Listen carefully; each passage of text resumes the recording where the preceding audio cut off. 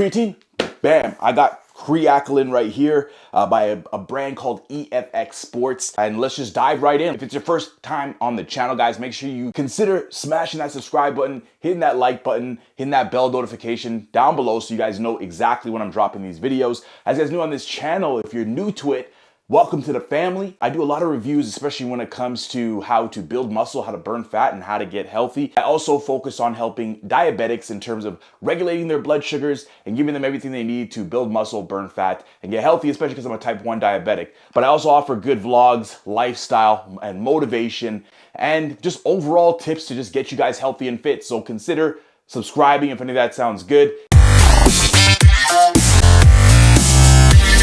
Creatine helps your body's energy molecule. The energy molecule of the body being ATP, which stands for adenosine triphosphate. Now, creatine works great because it lends an extra phosphate atom to ADP, and ADP is the byproduct of what happens when you are exercising or you're moving. The ATP releases a phosphate atom from adenosine. It releases a phosphate atom from the adenosine. Again, ATP standing for adenosine triphosphate.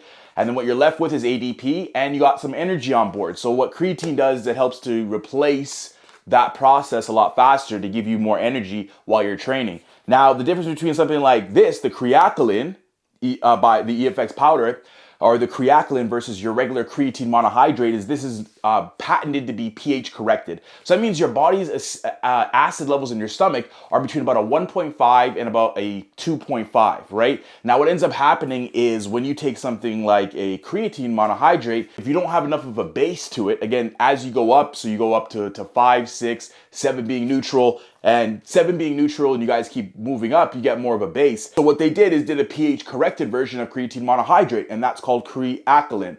And so the pH of Kre-alkalyn is in and around 12, right? So when you have a pH of 12, it stays a little bit more stable in your gut and allows you to absorb more creatine. One of the reasons why they say you only need about 3 grams, about on average 3 grams of Kre-alkalyn versus having the 5 grams per day of the creatine monohydrate. The major difference, a lot of people, what they tend to get is they tend to get a lot of cramping, they tend to get a lot of bloatedness or diarrhea or other issues that are associated with creatine monohydrate. But with this, because you can absorb this a lot better in your body, it tends not to give you those same side effects as you would if you had a regular creatine monohydrate. Got the great flavor over here. I did feel like my muscles were a little bit more swole actually when I was using the Kre-alkalyn for a bit. But again, that could just be me just tripping out because I like the flavor so much.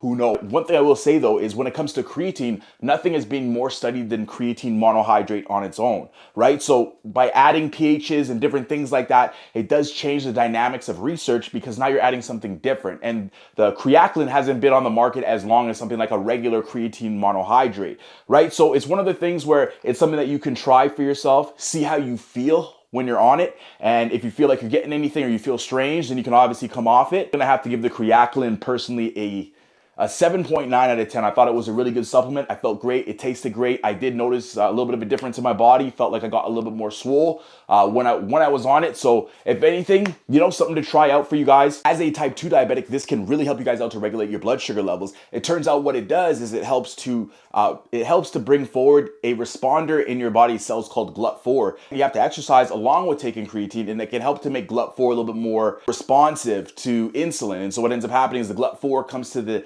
cell, and it allows the cell to open up to let sugar in. Now, when you're on creatine, this can help to make that process run a lot more effectively and efficiently, but it's important that you are on an exercise regime. It's your boy, Jason Crystal. Make sure you guys follow, subscribe, like. I love you guys. I'll see you guys in the next episode.